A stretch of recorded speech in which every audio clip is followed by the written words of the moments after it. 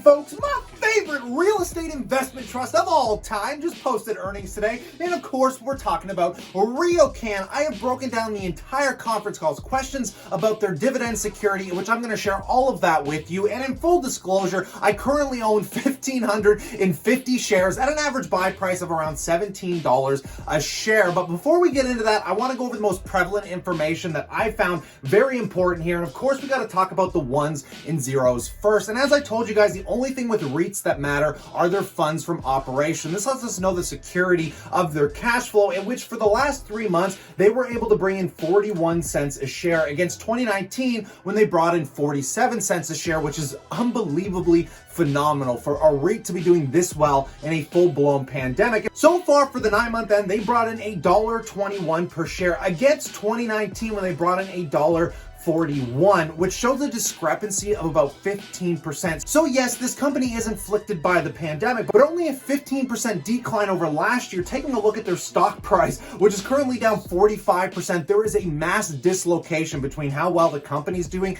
and how well the stock's doing, which reaffirms my thesis that the stock is trading well below its underlying asset value. But just to highlight some other information they will discuss in the conference call that I found kind of interesting, they say 78% of their tenants are providing strong, stable income, which is something that we want to hear, but that's also a bit of a concern. That means they have some discrepancy ratings with about 22% of their portfolio right now. Even though they're still able to draw income off those guys, there might be future volatility. But what I absolutely love the most is the fact that management is actually pointing out how devalued the stock is, as they say there's a dislocated trading price represents tremendous value in Riocan's units, their actual stock price. As they show you, the 5-year average of their funds from operation multiple against their stock price has been around 13.2 times, but in the current stock price, it is trading at about 9 times from their FFO. And when we're talking about that 21% of their tenants that might give them problems in the future, which something tells me the majority of them won't be, we can see they're actually addressing these pretty aggressively, with them increasing their exposure to their best tenants, obviously being Loblaws, Costco, LCBO, all those awesome guys, and they're going to try and reduce their exposure to companies like Justice, Nygaard, Moores, some of the clothing retail. But I don't want to get too into this because they are going to break a lot of this down in the conference call highlights that I put together for you guys. So in the clarity of the transparency and all the homework, of course, that I do for you guys, help the channel out, hit that like button, and consider subscribing for future updates. So let's jump right into this.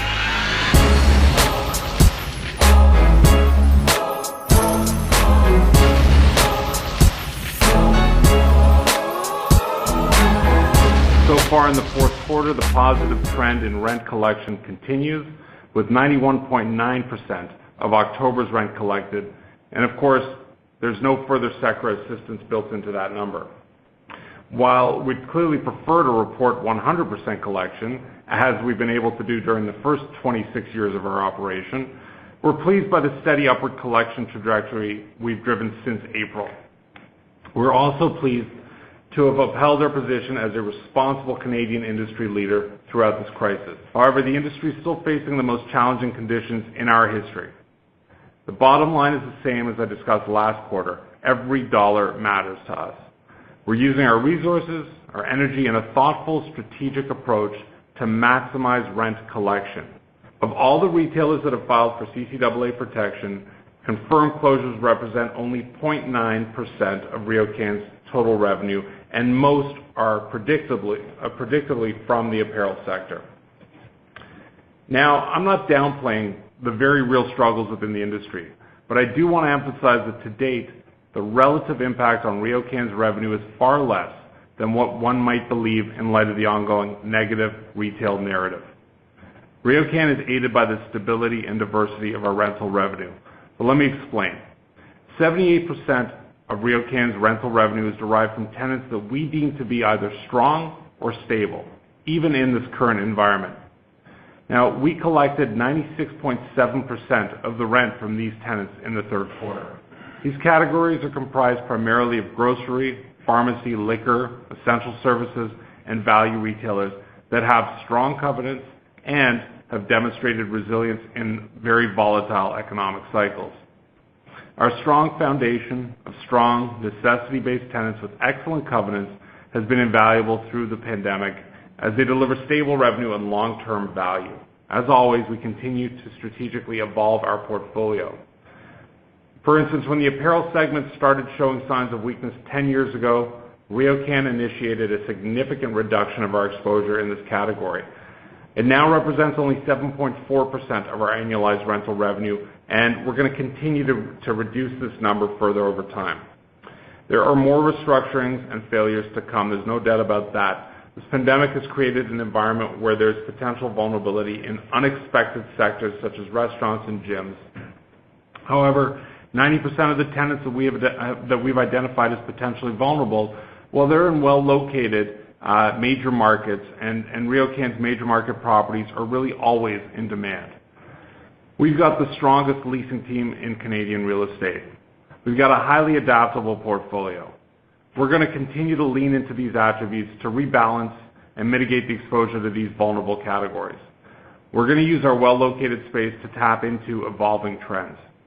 Even in the midst of this pandemic, Riocan's leasing team negotiated an impressive 63 deals representing 368,000 square feet of new leases in the third quarter.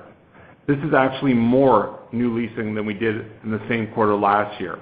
And the rents we achieved were well above our average rent per square foot across our portfolio. We're signing deals with the kind of resilient tenants with strong covenants that really are emblematic of our overall portfolio. And our third quarter renewals also speak to the strength of our locations.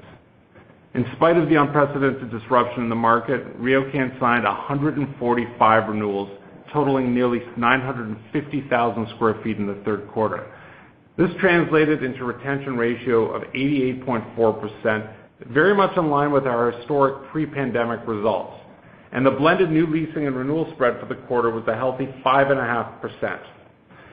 Our renewal and new leasing spreads demonstrate there is still healthy upside between our average portfolio and market rents. We ended the quarter with 96% committed occupancy. That's a respectable number at any time, but even more impressive in this existing environment. So now moving over to Riocan Living, which is our residential portfolio.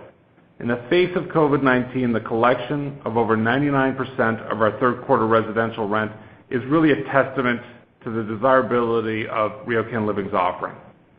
Overall, leasing velocity continues to progress well at our rental residential properties, including Brio, which is our 163-unit property in Calgary and our first development with partner Boardwalk REIT. We started leasing units at Brio at the beginning of April, and in spite of launching at the height of the pandemic in the hard-hit Calgary market, Brio is already 53% leased at just shy of pro forma rents. Riocan Living will continue to add high-quality rental residences to our portfolio over the next few years. In addition to the combined 850-plus units at East Central, Frontier, and Brio, Riocan Living has more than 4,500 additional purpose-built rental residential units that are either currently under construction or they're going to be starting by 2022 at the latest. And Pivot, which is our 361-unit building at the intersection of Yonge and Sheppard in Toronto, commenced leasing in late October, with occupancy expected for December of this year. Now, Pivot, in our mind, perfectly represents the Riocan Living offering. It's directly adjacent to our newly renovated Yonge Sheppard Center, and it's on intersecting subway lines, which still matters. We're confident that whatever the short-term impact of COVID-19, Pivot and our other Riocan Living offerings will thrive in the long term. We've also got 2,900 condo and townhouse units either completed or to be underway by 2022 at the latest. This includes 11YV in Toronto's Yorkville neighborhood, which is now firmly under construction, and it's 99% pre-sold. Last, Riocan Windfields, which is our mixed-use development in Oshawa, it's progressing extremely well. UC Towers, which is a 503-unit high-rise portion of the site, is 95% pre-sold, and UC Uptowns, the 153-unit low-rise component, it's effectively pre-sold. The first phase of retail at the site, excluding two undeveloped pads, is nearly 93% leased to strong, necessity-based tenants such as Sobeys, Freshco, and others. Now, this is pretty good in the face of the prevailing belief that there's no need for new physical retail locations.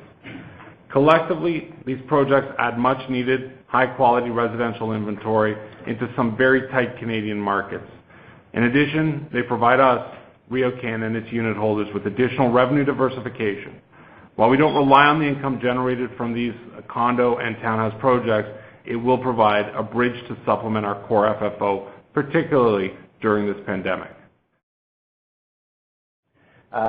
We advised the board at that time that from a liquidity point of view, there was no issue, and that's still the case.